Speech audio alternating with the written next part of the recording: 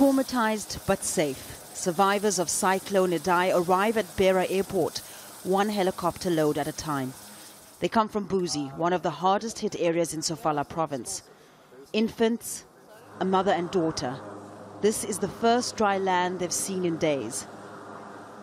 Another chopper lands, filled with young children, but hundreds of thousands more remain in desperate need.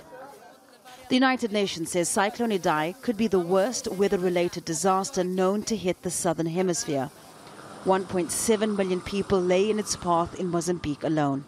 JOSIAS was rescued 3 days after the cyclone struck.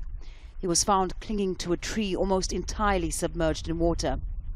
Now JOSIAS navigates the same water that nearly drowned him to rebuild what little is left of his flooded home. There is no more reason to go back.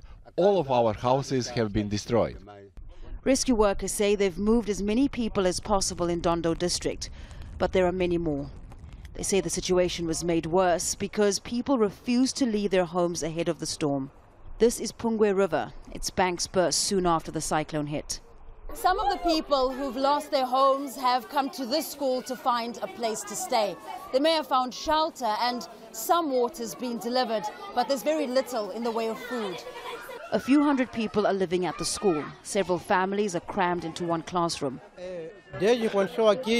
I have been here since the cyclone hit 5 days ago. All the roofs were blown away. I looked for help at my neighbor's, but his house was also destroyed. The devastation is worse in rural areas, at this point too far away and flooded to be reached by road.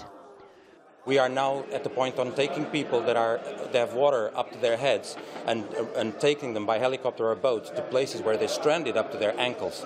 We're in the life-saving phase where we're not even at the point where we can do medical assessments because they've been out there for many days drinking stale waters with bodies and animals, and so the health is going to be our second most important thing. Relief efforts have been hampered by poor communications. Phone and power lines no match against the cyclone's power. The water has to recede for life to return to anything like normality. But for now, the rain continues. Fahmida, Al Jazeera, Beira, Mozambique.